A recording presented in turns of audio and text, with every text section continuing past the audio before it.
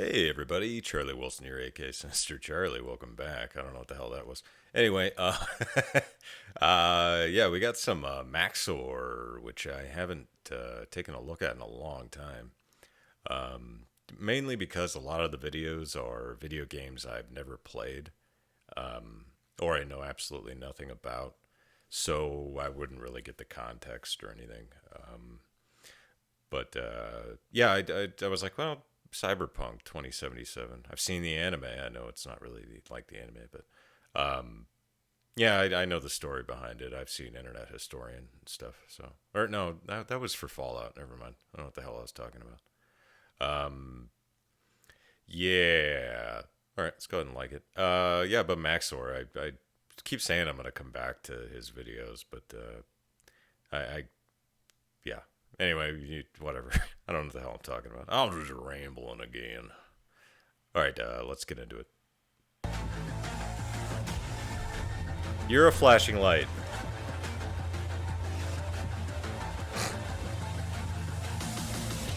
Cyberpunk 2077 is the long-awaited sequel to Fallout 2076, and as a product Yeah, represents the pretty entire close. economic output of the country of Poland. In this game, you play as the Cyberpunk, Keanu Reeves' biggest fan, who creates a tulpa of Keanu Reeves that haunts him for the duration of the game. Now a team, the true and shadow Keanu strive to eke out a living in the dangerous yet rewarding Night City, offering the very best in Californian living conditions. Yeah. Together, you navigate the dark streets, glitzing high-rises, and Sorry mangled if you live in faces of this California. beautiful metropolis, seeking riches and I was born there. I think I know. It's gone to shit. glory as proud members of Hamas. Under the yoke of crushing poverty, systematic oppression, and runaway monopolies, you stand as Night City's final bastion of defense against the shady underworld of business executives, mercenaries, ANCAPs, and every single kind of ethnicity in existence. Hell Daring yeah. to strike back, it's up to you, and you will... You bastard. Always gotta sneak that in there, don't you, you son of a bee sting?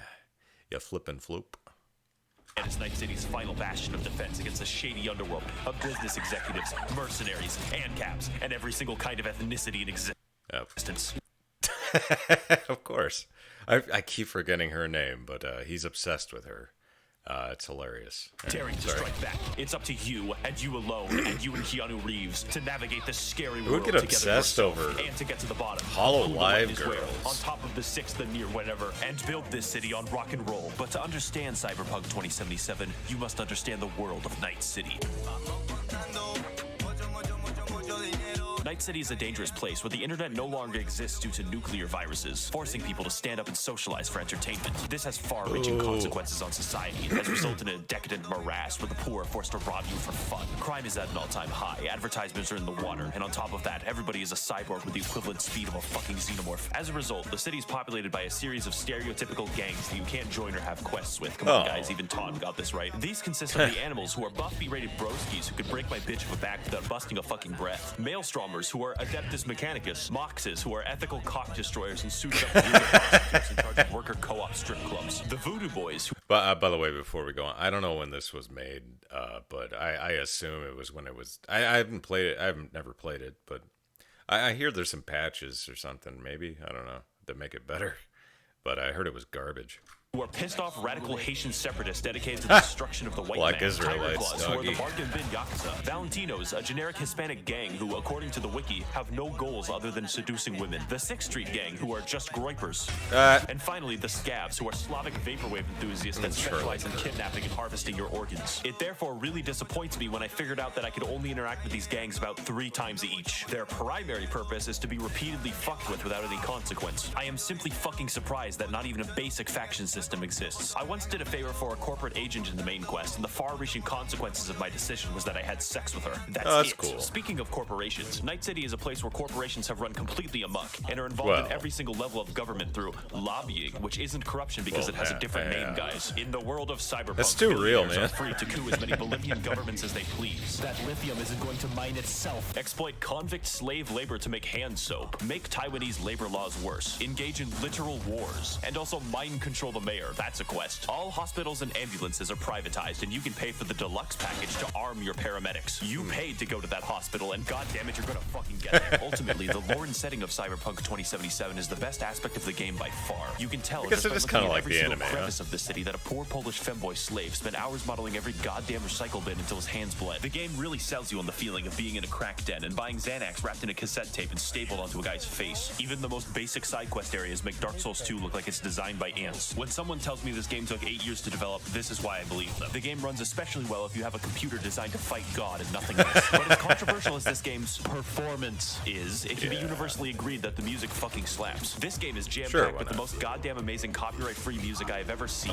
All of it sounds like the realistic, as if it is the music of the exist in the Fiber Skunk world. You got the classic metal, rock, reggae, and Grimes. Grimes is in this fucking game. This is the closest I will ever get to reaching Elon and telling him to stop killing people for lithium. I can only imagine a dude in CDPR HQ talking to a suit like, "Sir, it is imperative to the success of the game that you allow me to create dank reggae music." But now that you're aware of the world of Hyperfuck 2077, it's time to get into the combat.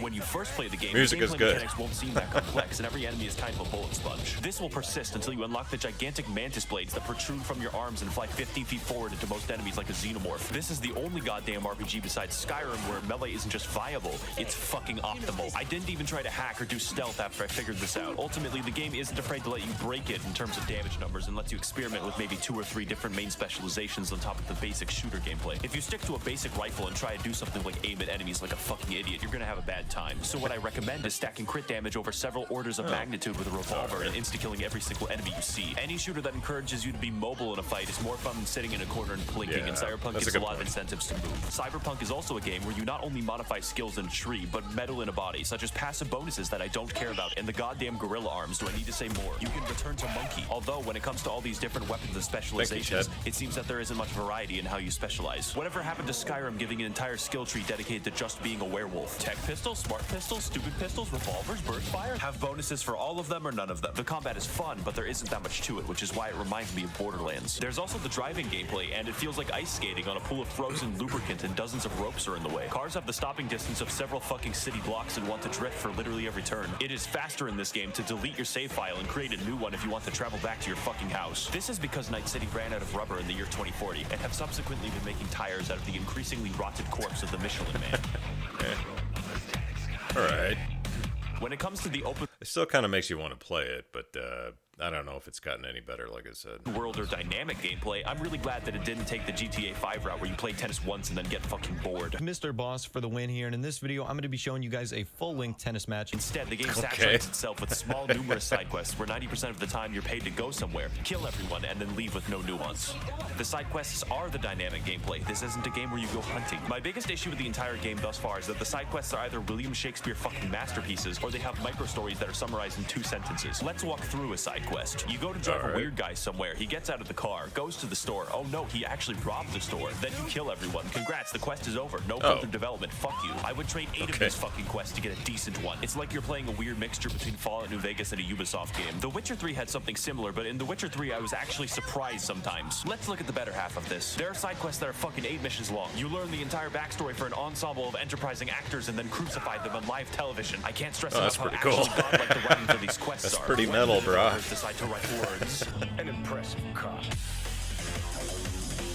There is a side quest in this game involving a meticulous search with a skilled detective to track down and locate a serial killer using only your wit. An underground battle for control of a strip club from the clutches of organized crime. And a complex family feud in a biker gang. Or I can play the same in a single room 16 fucking times. This game is like reading 6 dirty copies of War and Peace, and then every 20 pages you have to stare at cardboard. Imagine for a moment that you're a Militech guard in the beautiful Night City. You see this weird guy running down the street wearing 14 different colors like a goddamn clown, when suddenly his arms open up like a fucking alien to reveal 2 gigantic sword-like appendages, and he leaps directly into you from 15 feet away. Your buddy goes to shoot him, but instead of fighting back, the fucker disassembles an entire rifle in front of him. And once he's done killing everyone, he sits perfectly still for 24 hours straight. That is the true open-world experience. Do you remember playing Fallout New Vegas and having so many interesting little elements to the quests and their effect on the world? I think I stopped at, I didn't play Fallout. I played Fallout 3. I didn't never beat it, or, you know, but, yeah. I did play it. I don't know. I still have Fallout 1 and 2 on this computer. which I go back to every once in a while, just because I want something that's point and click, just something I could chill with.